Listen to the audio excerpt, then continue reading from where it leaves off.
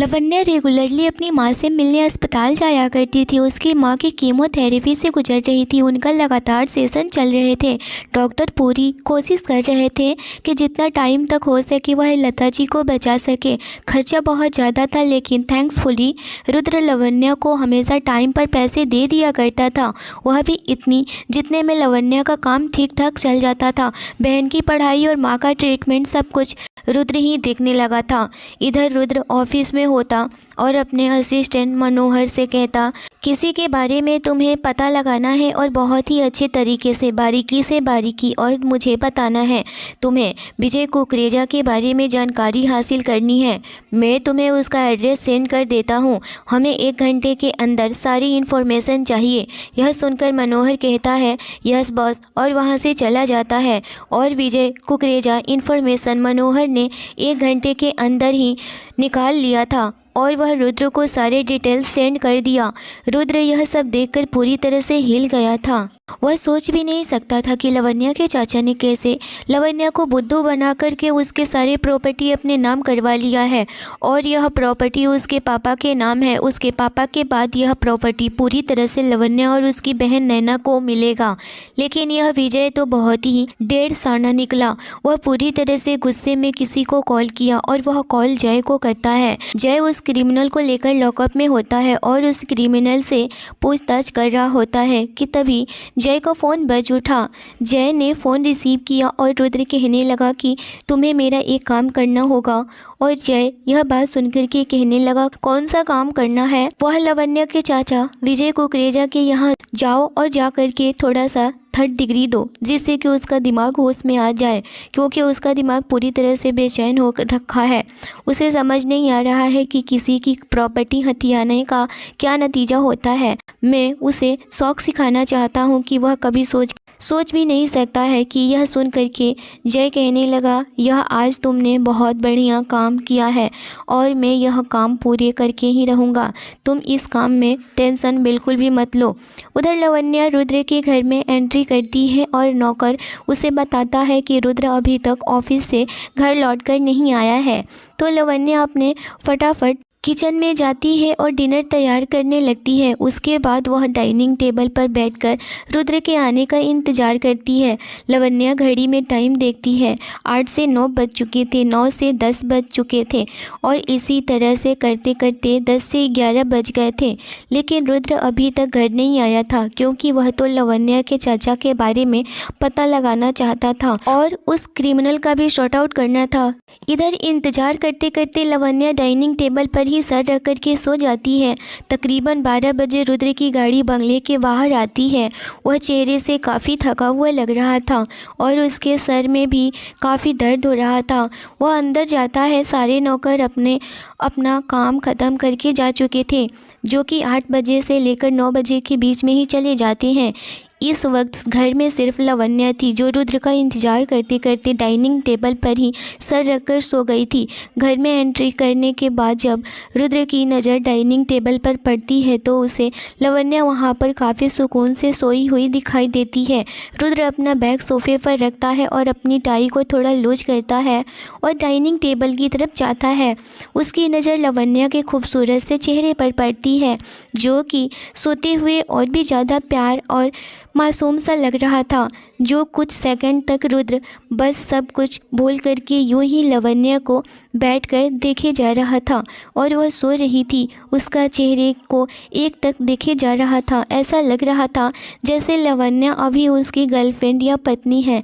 ऐसे होता है ना कि पति ऑफिस से काम करके देर रात को घर पर आता है और पत्नी उसका इंतज़ार करते करते सो जाती है।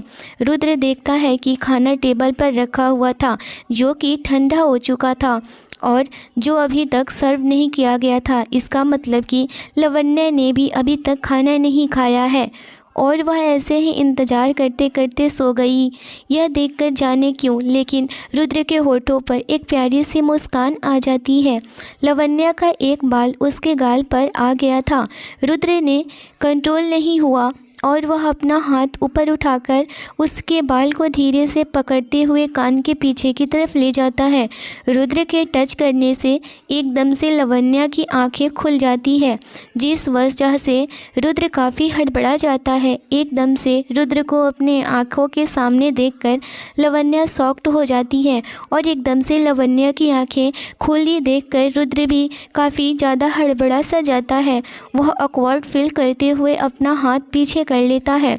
लावण्या रुद्र से बोली, तुम कब आए? रुद्र ने थोड़ा हड़बड़ाते हुए जवाब दिया, बस अभी अभी आया था। लावण्या रुद्र से हल्के गुस्से में बोली, तो फिर तुम्हें मुझे जगा देना चाहिए था ना। मैंने कब से तुम्हारे लिए खाना बना कर रखा है, सारा खाना भी अब तक ठंडा हो गया होगा। क्या तुम मुझे एक मैसेज नहीं कर सकते थे कि आज मैं घर आने में लेट हो जाऊंगा? मैं तो 1 घंटा भी लेट हो जाती हूँ तो तुम बवाल मचा देते हो और ख़ुद 4-4 घंटे लेट आते हो। शर्म नहीं आती है तुम्हें? मैं कब से तुम्हारा इंतज़ार कर रही थी। यहाँ पर रुद्र की फैमिली में कोई भी नहीं था, उसके सारे फैमिली की डेथ हो गई थी। सिर्फ उसकी एक बहन थी जो कि वह भी यहाँ से दूर थी, और वह भी किसी की वजह से थी, जो कि रुद्र उसे वजह को ही जान से मार चुका था। लेकिन उसका भाई था, वही रुद्र को बहुत ज़्यादा ही परेशान करता था। जब लावण्या इस तरह से रुद्र को डांट रही थी, फिक्रमंदी दिखा रही थी, तो रुद्र को भी बहुत ज़्यादा ही उस पर प्यार आ रहा था। वह एक माँ की तरह उसे डांट रही थी। लावण्या का डांट उसे बहुत ज़्यादा ही सुकून दे रहा था। कहीं ना कहीं उसे यह लग रहा था कि उसके लिए इस दुनिया में कोई तो है जो कि उसकी फ़िक्र करता है, उसके घर लेट आने पर उसे बातें सुना रहा है, उसे डांट सकता है, उस पर अपना हक जता के उसे नाराज़गी जाहिर कर सकता है, उसकी गलतियाँ भी गिना सकता है। यह सब सोच करके रुद्र एक पल के लिए मुस्कुरा देता है और उसे अपनी माँ की याद आ जाती है। कैसे उसकी माँ ऐसे ही उसे घर लेट आने पर डांट लगाती थी, लेकिन एक पल में ही उसकी मुस्कान मायूसी में बदल गई। वह पूरी तरह से उदास हो गया था, क्योंकि एक पल ऐसा आया कि उसकी सारी फैमिली ही तबाह हो गई थी। रुद्र का फैमिली बहुत बड़ा फैमिली था। वह एक रईस फैमिली से बिलोंग करने वाला इंसान था। उसके पापा बिजनेसमैन थे और वह बिजनेस के सिलसिले में बहुत अजीब अजीब लोगों से मुलाकात किया करते थे, अच्छे से अच्छे और बुरे से बुरे। उन्हें बुरे इंसानों में से उनसे पापा की दुश्मनी हो गई थी और गोटिया बजाज से दुश्मनी हो गई थी, क्योंकि उसके पापा वसूलों के बहुत पक्के थे। वह एक सच्चे बिजनेसमैन थे, लेकिन गोटिया बजाज गलत बिजनेस करके आगे बढ़ा था और वह चाहता था कि सब उसकी बात माने और उसी की तरह ही करे जैसे कि वह गलत काम कर रहा हो।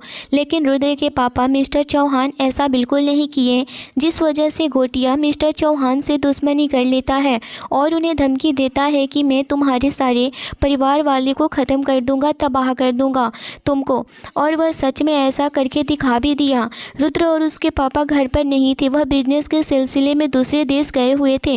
गोटिया आकर के उनके घर में सारे फैमिली को गोलियों से भून देता है और रुद्र की बहन को अपने साथ लेकर चला जाता है।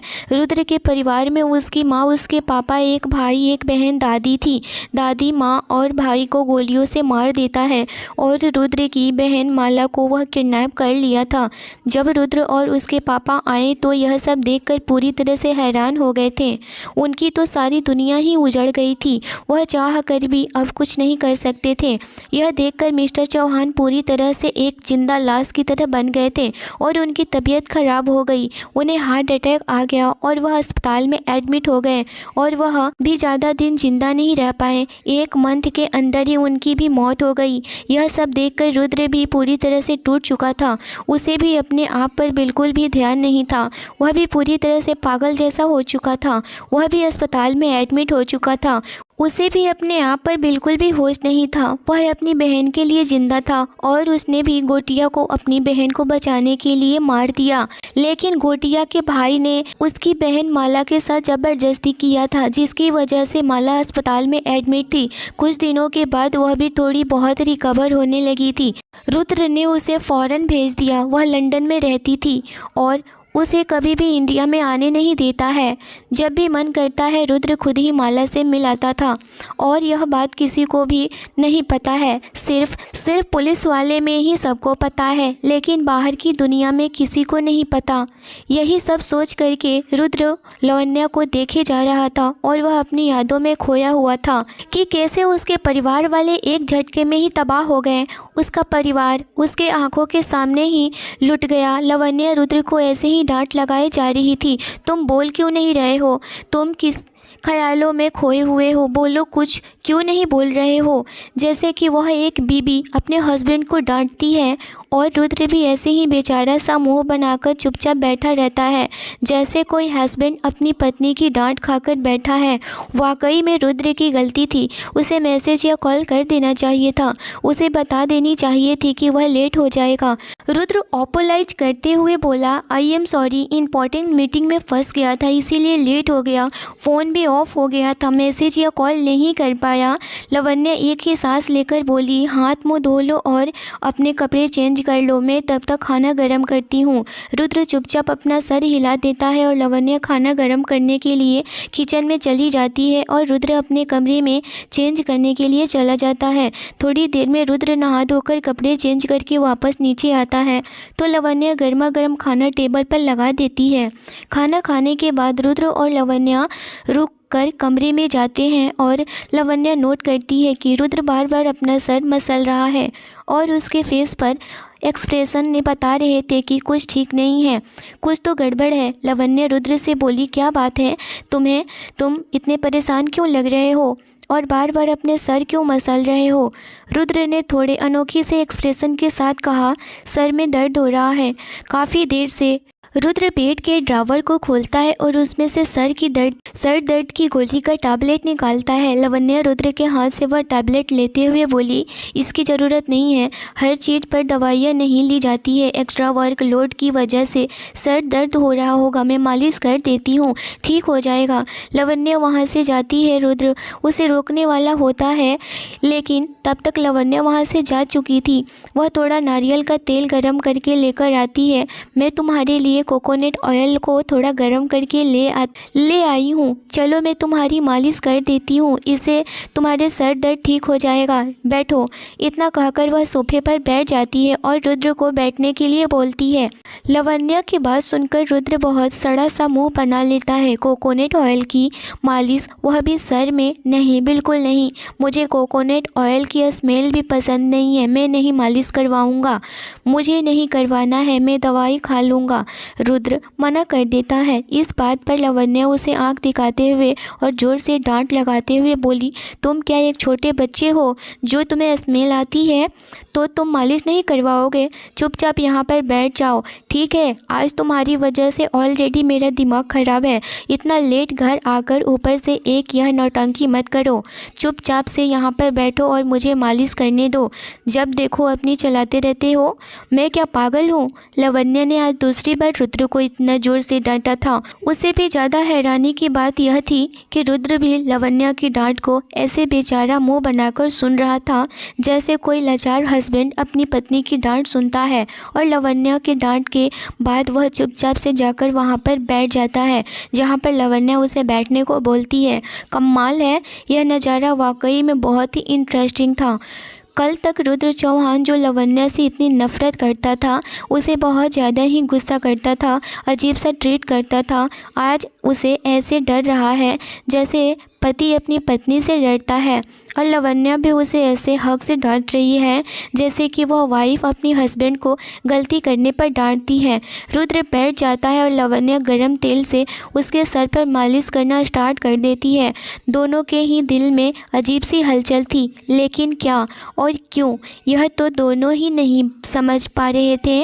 रुद्र चुपचाप से बैठा रहा और लावण्या उसके सर की प्यार से मालिश करती रही। मालिश से इतनी अच्छी थी कि रुद्र के सर पर दर्द गायब हो गया और उसे नींद आने लगी। लवण्य देखती है कि रुद्र को नींद आ रही है। वह उसकी गोद में सर रखकर सोने लगा है। लवण्य फटाफट से तेल को साइड में रखती है और अपने हाथ पोंछती है और उसके बाद रुद्र को उठाकर बिस्तर के पास ले जाती है। वह प्यार से रुद्र को बिस्तर पर लिटा देती है और कंबल उड़ा देती है। वह जैसे ही जाने लगती है रुद्र उसका हाथ पकड़ लेता है। लवण्य पलट कर देखती है कि रुद्र उसे ही देख रहा है। लवण्य कुछ बोल पाती उससे पहले ही रुद्र लवण्य को अपनी बाहों में खींच लेता है और लवण्य रुद्र के ऊपर जाकर गिर जाती है। उसके बाद रुद्र लवण्य को पलटकर अपने बगल में लिटा देता है, फिर उसके सीने पर सर रखकर बिना कुछ बोले चुपचाप सो जाता है। इसी तरह वह देर तक लवण्य रुद्र को अपनी बाहों में सोता हुआ देखती रही। रुद्र का चेहरा लवण्य की गर्दन के पास था और उसकी एक टांग लवण्य के दोनों पैरों के ऊपर थी। रुद्र इतना कंफर्टेबल होकर सो रहा था कि जैसे अपनी बाहों में लवण्य को नहीं किसी तकिया को दबोच कर सो रहा। लवण्य की आंखों में हल्की सी नमी आ जाती है। काश यह वक्त यहीं रुक जाए, काश यह लम्हे हमेशा के लिए उसका हो जाए। लवण्य रुद्र के चेहरे को देखते हुए अपने मन ही मन में बोले, कैसे, आखिर कैसे मैं तुम्हें बताऊं रुद्र कि मैं तुमसे कितना प्यार करती हूँ। क्या हम दोनों के बीच की दूरियां कभी ख़त्म भी हो पाएगी? क्या हमारे बीच के इस अजीब से रिश्ते को हम समझ पाएंगे? तभी लवण्य के आंसू रुद्र के हाथों पर पड़ जाते हैं और वह लवण्य की तरफ देखकर कहता है, ज़रूर, क्यों नहीं, हमारा रिश्ता बनेगा, नहीं बन चुका है और तुम मेरी सब कुछ हो, समझी? तुम आज से, अभी से तुम मेरी सब कुछ हो। इतना कहकर लवण्य के सर पर रुद्र एक प्यारा सा किस कर देता है। यह देखकर महसूस कर लवण्य पूरी तरह से अपनी आंखें बड़ी किए हुए रुद्र को देखे जा रही थी। रुद्र उसकी तरफ देखता है और कहता है, अब इतनी बड़ी आंखें करके मत देखा करो, मुझे डर लग रहा है। चलो अब चुपचाप से सो जाओ। तुम भी बहुत ज़्यादा मेहनत करती हो, मेरे लिए भी और अपने घर के लिए भी, अपनी माँ के लिए भी। चलो अब सो जाओ, कल तुम्हारा सुबह बहुत अच्छा बीतेगा और तुम्हें कुछ अच्छा न्यूज़ मिलेगा, ठीक है? तभी लवण्य चौंक कर बोली, वह क्या, कौन सी बात? रुद्र कहने लगा, बस यह बात मैं सुबह बताऊंगा, या फिर बताऊंगा क्या, तुम्हें खुद ही पता चल जाएगा कि सुबह कौन सा न्यूज़ तुम्हें मिलेगा, और वह भी बहुत अच्छी वाली। इसका तुम बेसब्री से इंतज़ार करो और इंतज़ार का फल बहुत ही मीठा होता है, समझी मेरी जान? इतना कह करके रुद्र लवण्य को अपनी बाहों में फिर से पकड़ लेता है और बस सो जाता है। लवण्य भी रुद्र की तरफ देखकर एक प्यारा सा स्माइल करती है और उसे देखते देखते सो जाती है। अगली सुबह जब रुद्र की आंखें खुली तो रुद्र भी लवण्य के बेहद करीब था। लवण्य भी इस वक्त अपनी आंखें बंद किए हुए सो रही थी और वह सोते हुए बहुत ज़्यादा ही खूबसूरत लग रही थी। रुद्र उठता है और लवण्य के माथे पर अपना होठ रखकर उसे किस कर देता है और फिर कहता है कि तुम क्या हो मेरे लिए कि मैं बता नहीं सकता हूँ। तुम मेरे लिए क्या बन गई हो, तुम्हारे अलावा अब मेरा कोई नहीं है। तुम ही मेरी सब कुछ हो और तुम बहुत मेरे लिए मायने रखती हो, मेरी ज़िंदगी के लिए, मेरे लिए। शायद अब मैं तुम्हारे सिवा किसी और को एक्सेप्ट भी नहीं कर पाऊँगा। चाहे कुछ भी हो जाए, मैं तुम्हारा साथ कभी नहीं छोड़ूंगा और ना ही तुम छोड़कर जाओगी मुझे, समझी? तभी लवण्य कहने लगी, बुद्धू, मैं नहीं जाऊंगी, तुम ही मुझे भगा दोगे। इतना सुनकर रुद्र कहने लगा, नहीं लवण्य, ऐसा कभी नहीं होगा, मैं कान पकड़ता हूँ, कभी नहीं।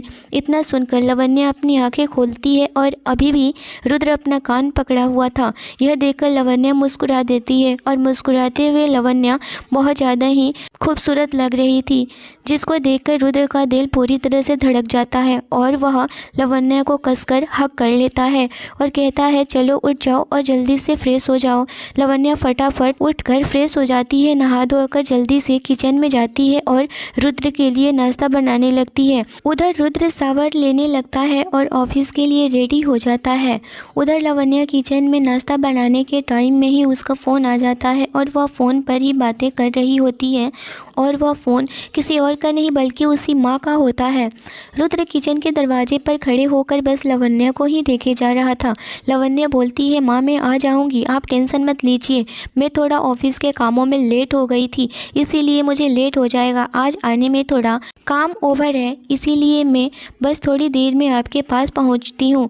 आई लव यू माँ। इतना सुनकर के रुद्र की आंखें बड़ी हो जाती है कि लवण्य किसको आई लव यू बोल रही है और वह धीरे से आकर लवण्य को पीछे से अपनी बाहों में कस लेता है और कहता है, किसे तुम आई लव यू बोल रही हो, बताओ जल्दी, कौन है? लावण्या कहने लगी, वह मेरा क्लाइंट है जिसे मैं तुम्हारे बाद मेरा इंतज़ार है। तुम्हें क्यों फ़र्क पड़ रहा है? तुम्हें बिल्कुल फ़र्क नहीं पड़ना चाहिए ना। आज नहीं तो कल तुमसे तो मुझे छुटकारा मिल ही जाएगा और फिर आगे तो मैं अपनी माँ के लिए यह सब काम करूँगी ही ना।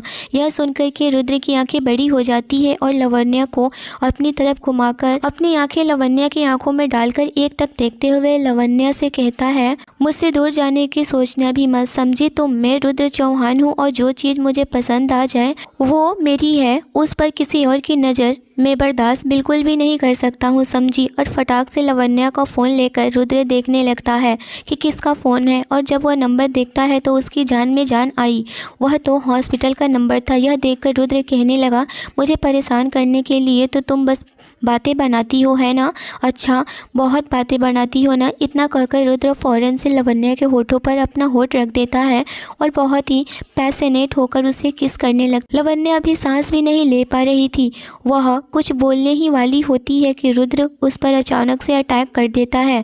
लावण्या बस उसे अपने से दूर करने की कोशिश कर रही थी कि कोई सर्वेंट आ गया और ऐसे देख लेता तो कितना बुरा लगेगा, लेकिन रुद्र बिल्कुल भी मानने वाला नहीं था क्योंकि उसको जो मन होगा वही करता है। लावण्या बस चीखे जा रही थी और अपने हाथों से रुद्र को दूर करने की कोशिश कर रही थी, पर रुद्र कहाँ रुकने वाला था। रुद्र तो बस अपना ही जोर आजमाने वाला था।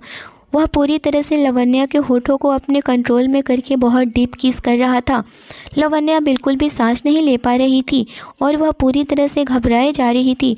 रुद्र को लगा कि लावण्या अब परेशान हो रही है तो रुद्र लावण्या को छोड़ देता है और फिर उसे अपने सीने से लगा लेता है और कहता है, मुझसे दूर जाना मतलब कि मुझे ज़िंदा मार देना, और अगर तुम ज़िंदा मुझे मार देना चाहती हो तो तुम दूर मुझसे जा सकती हो। इतना कर कर के वह ऑफिस जाने लगता है। तभी लावण्या उसके हाथ को पकड़ लेती है और कहती है, सॉरी ना बाबा, बस अब तुम नाराज़ मत हो और ब्रेकफास्ट कर लो, उसके बाद ऑफिस जाना। रुद्र उसकी बात को अनसुना कर देता है और वह कदम बढ़ा देता है ऑफिस के लिए।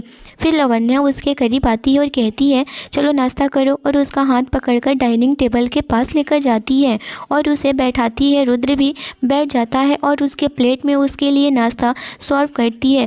रुद्र खाता नहीं है, बस चुपचाप बैठा रहता है। यह देखकर लावण्या अपने हाथों से उसे नाश्ते का बाइट खिलाती है।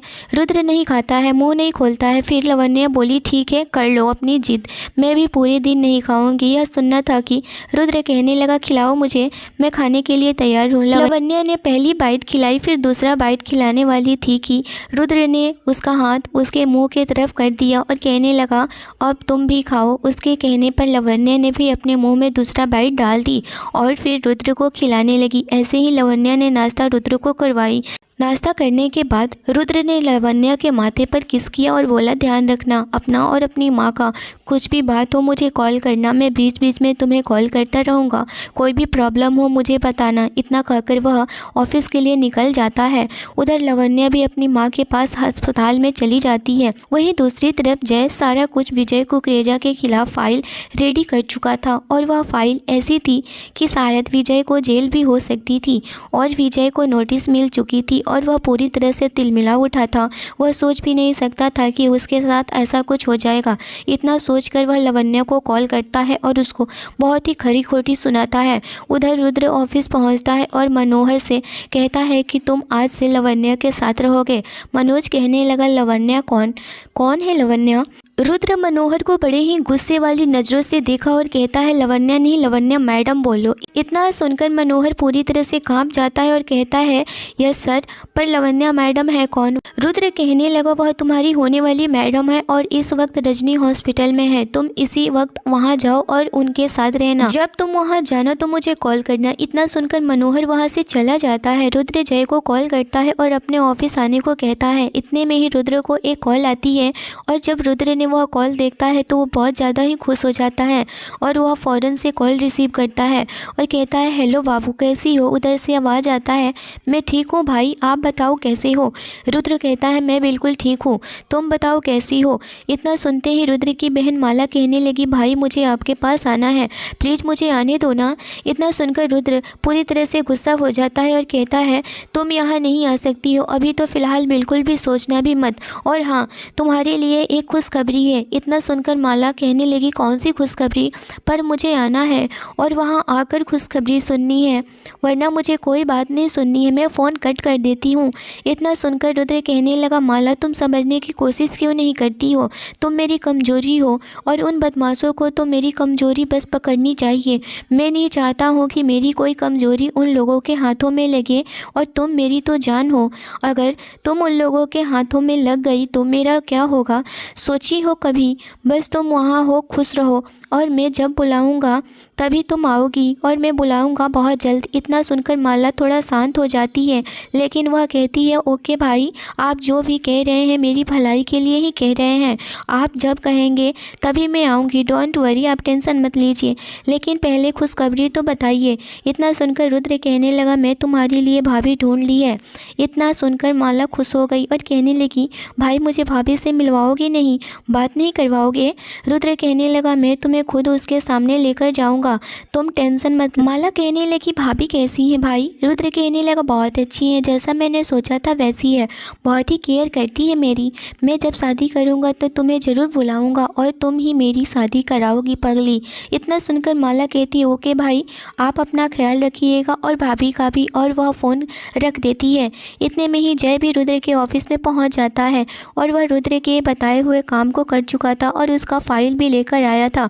रुद्र उस फाइल को देखकर बहुत ज़्यादा ही खुश हो गया था और जय को कहने लगा, अब तुम देखते जाओ मैं लवन्या के साथ गलत किए गए लोगों को मैं कैसे सबक सिखाता हूँ। उधर अस्पताल से बाहर निकलते लवन्या ऑटो को वेट कर रही होती है कि तभी एक बड़ी सी गाड़ी लवन्या के सामने आकर रुकी और उसमें से शक्ति बाहर निकला और लवन्या को पकड़कर उस गाड़ी में बैठाया और वहाँ से लेकर जाने लगा। लवन्या बस बचाओ बचाओ चिल्लाए जा रही थी, लेकिन सड़क पर लोग खड़े होकर तमाशा देख रहे थे। तभी मनोहर अभी हॉस्पिटल के पास आया और वह देखता है कि एक लड़की को कुछ गुंडे पकड़कर गाड़ी में बैठा रहे हैं, और वह फ़ोटो भी क्लिक कर लेता है और वह फ़ौरन से रुद्र को फ़ोन करता है।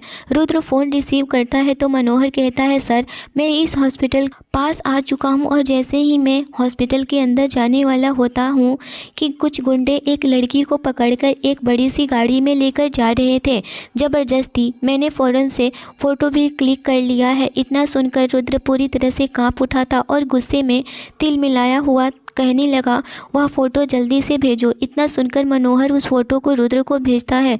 रुद्र उस फ़ोटो को देखकर पूरी तरह से हिल चुका था और उसका खून पूरी तरह से खौल उठा था, और वह मनोहर को कहने लगा, यह तो लवन्या है, इन लोगों ने लवन्या को किडनैप कर लिया है, तुम वहीं लवन्या के माँ के पास रहो और मैं पुलिस को भेजता हूँ। मनोहर बोला, यस सर। इधर लवन्या अपने फ़ोन से जैसे ही रुद्र को फ़ोन करने वाली होती है कि शक्ति उसका फ़ोन उसके हाथों से ले लेता है और कहता है, डार्लिंग तुम किसी को फ़ोन कर रही हो, मेरी मर्जी के बिना तुम उस सो कॉल्ड बॉयफ्रेंड को तो बिल्कुल फ़ोन नहीं कर सकती हो, समझी तुम?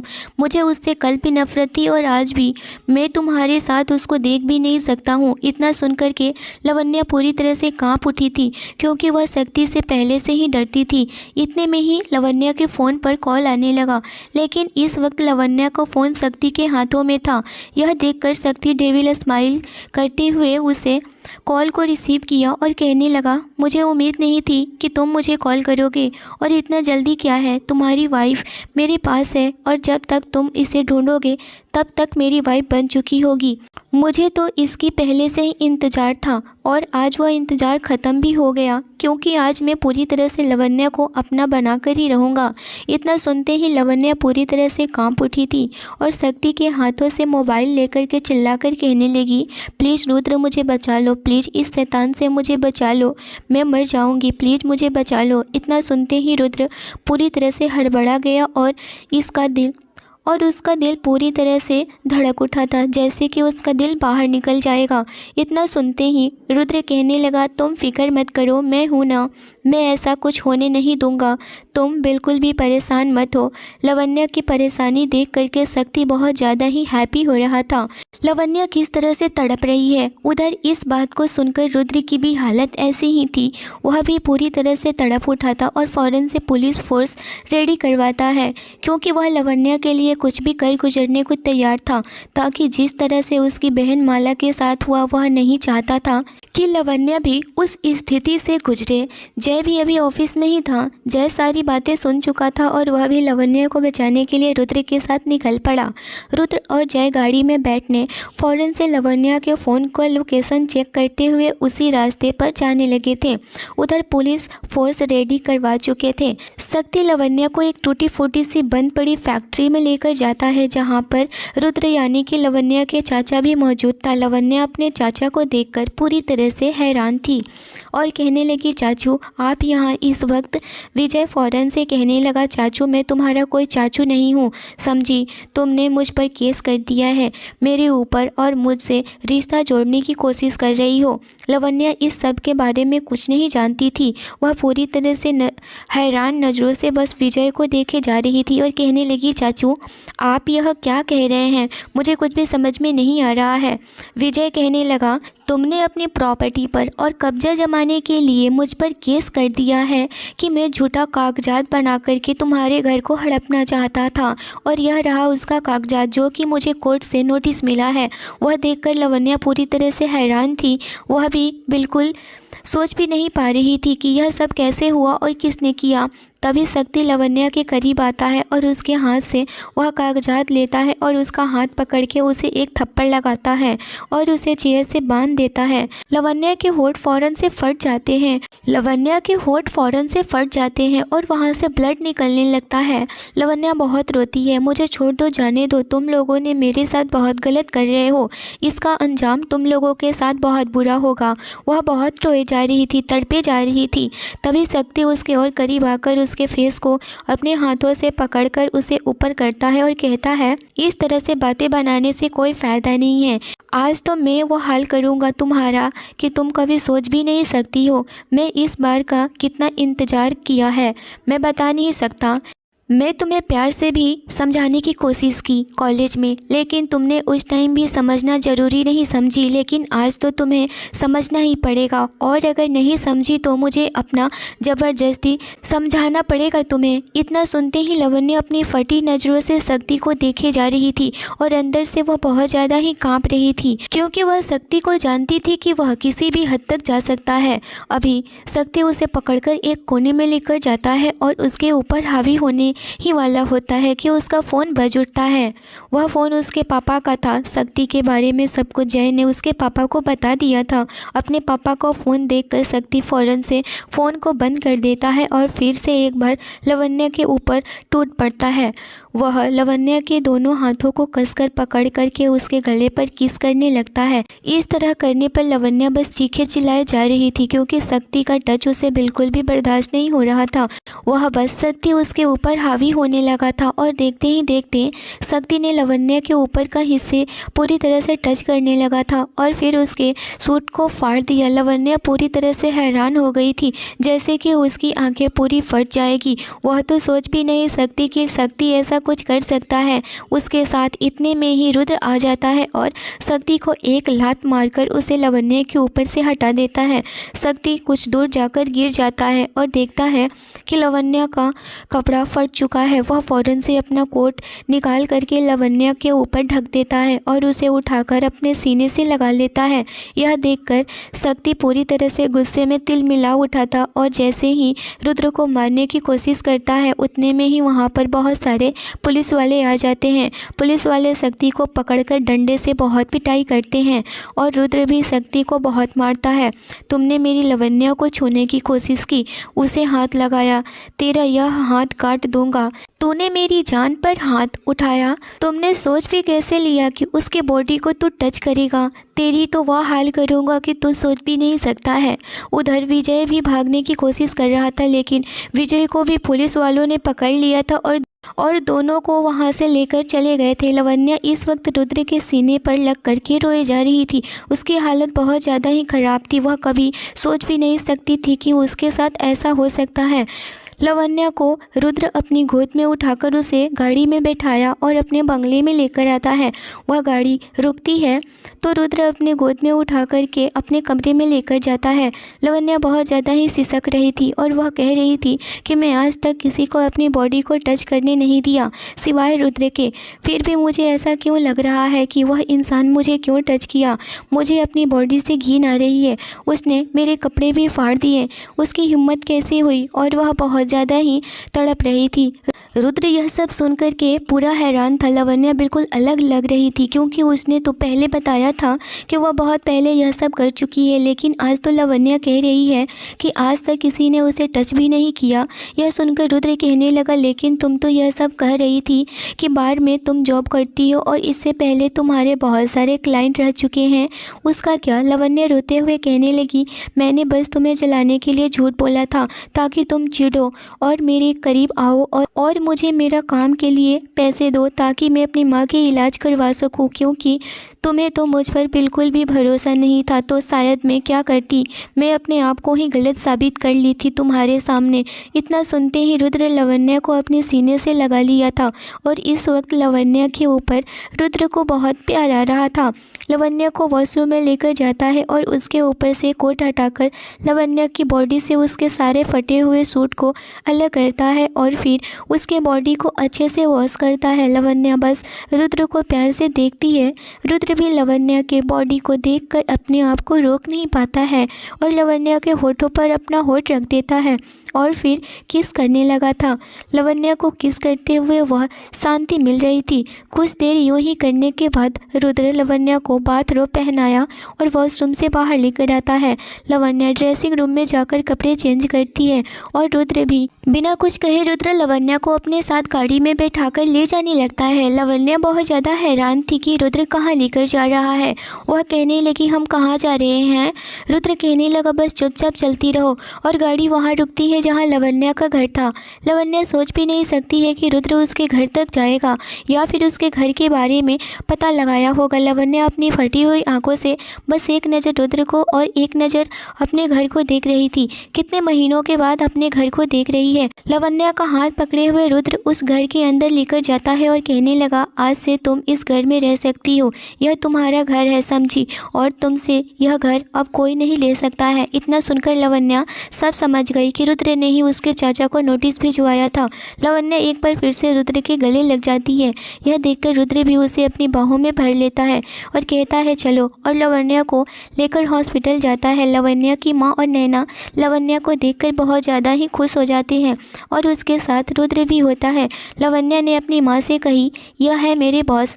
तभी रुद्र कहने लगा, मैं लवन्या का बॉस पहले था, अब मैं लवन्या से प्यार करता हूँ और मैं लवन्या से शादी करना चाहता हूँ। यह बात सुनकर के लता जी बहुत ज़्यादा खुश हो गई और वह कहने लगी, बेटा मैं आज बता नहीं सकती हूँ कि मैं कितनी खुश हूँ अपनी बेटी के लिए। मैं इसी दिन का तो इंतज़ार कर रही थी। मेरी बेटी अपनी ज़िंदगी की शुरुआत करे, यूँ मेरे पीछे कब तक भागती रहेगी। मेरी तो बस 2 दिन की ज़िंदगी है।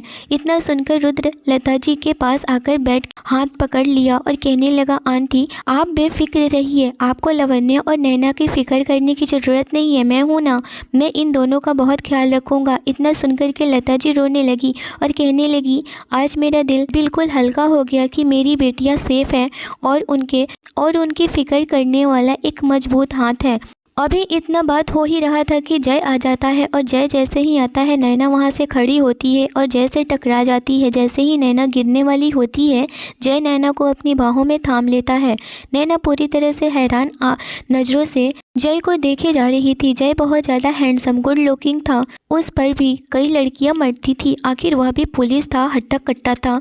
नैना भी बहुत खूबसूरत थी, बिल्कुल अपनी बहन की तरह। जय भी नैना की आंखों में बस देखे जा रहा था। यह देखकर रुद्र और लवन्या पूरी तरह से हंसने लगे थे। यह देखकर नैना भी होश में आई और जय भी। दोनों एक दूसरे से अलग हुए और नैना शर्माते हुए अपनी दीदी के पास आ गई। जय कहने लगा, रुद्र मुझे तुमसे कुछ ज़रूरी बात करनी है। रुद्र ने कहा, हाँ कहो, यहीं पर क्या बात है। जय ने कहा, हमारा मिशन सक्सेसफुल हुआ। इस सारे मामलों में जो भी मिला हुआ था और माला का मुजरिम भी हमें पकड़ा गया, वह भी गैर तरीके से डील कर रहा था और वक्त पर पुलिस ने अटैक कर दिया, वह भी पकड़ा गया। इतना सुनकर के रुद्र कहने लगा अब कोई टेंशन की बात नहीं है, यानी कि माला भी अब आ सकती है। इतना सुनकर के लावण्या हैरानी से बोली माला? कौन माला? रुद्र कहने लगा माला मेरी बहन है और वह लंदन में रहती है। मैं तुम्हें यह बात नहीं बताया, मेरी एक बहन है और वह हमारे पापा का दुश्मन था, उसी ने ही मेरी पूरी फैमिली को मार दिया। इतना सुनकर लावण्या रुद्र के कंधे पर हाथ रख दी और बोली सॉरी रुद्र। इधर जय कहने लगा मैं चलता हूँ। तभी जय को रुद्र रोकता है और कहता है इतनी जल्दी क्या है, अभी रुको, बैठो, थोड़ा नैना से बातें करो। नैना की बात आई तो जय भी शर्मा गया और उधर नैना भी। यह देखकर लता जी भी सोच में पड़ गई कि अब हमारी बेटियों का सब कुछ अच्छा होगा, उनका किस्मत बहुत अच्छा है। रुद्र कहने लगा आंटी आपका घर भी आपको मिल चुका है, आप टेंशन लेने की ज़रूरत बिल्कुल भी नहीं है। विजय ने अपनी प्रॉपर्टी धोखे से अपने नाम करवा लिया था, वह भी अब जेल में है और आपकी सारी प्रॉपर्टी आपके हवाले है। उधर देखते ही देखते 2 दिनों में ही माला इंडिया वापस आ जाती है और आते ही लावण्या से माला मिलती है। लावण्या माला को देखकर बहुत खुश थी क्योंकि लावण्या बहुत ही खूबसूरत थी। माला को देखकर लावण्या भी बहुत खुश थी क्योंकि माला बहुत ही अच्छी लड़की थी, हर किसी से अच्छे से बात करती थी। ऐसा नहीं था कि वह अपने आप पर घमंड करने वाली थी। नैना और माला की दोस्ती बहुत अच्छी जम चुकी थी। कुछ दिनों में ही लावण्या और रुद्र की शादी हो जाती है। रुद्र भी कहता है जय तुम भी शादी कर लो, नैना बहुत अच्छी लड़की है। इतना सुनकर जय शर्मा जाता है और लावण्या शर्माते हुए जय को देखकर कहती है क्यों, क्या हुआ, मेरी बहन तुम्हें पसंद नहीं है? इतना सुनकर जय कहता है बहुत पसंद है, पर नैना को क्या मैं पसंद हूँ? तभी रुद्र कहता है क्यों साली साहिबा, मेरा दोस्त आपको पसंद है? नैना शर्मा कर वहाँ से जाने लगती है कि रुद्र नैना का हाथ पकड़ लेता है और कहता है बताकर तो जाइए।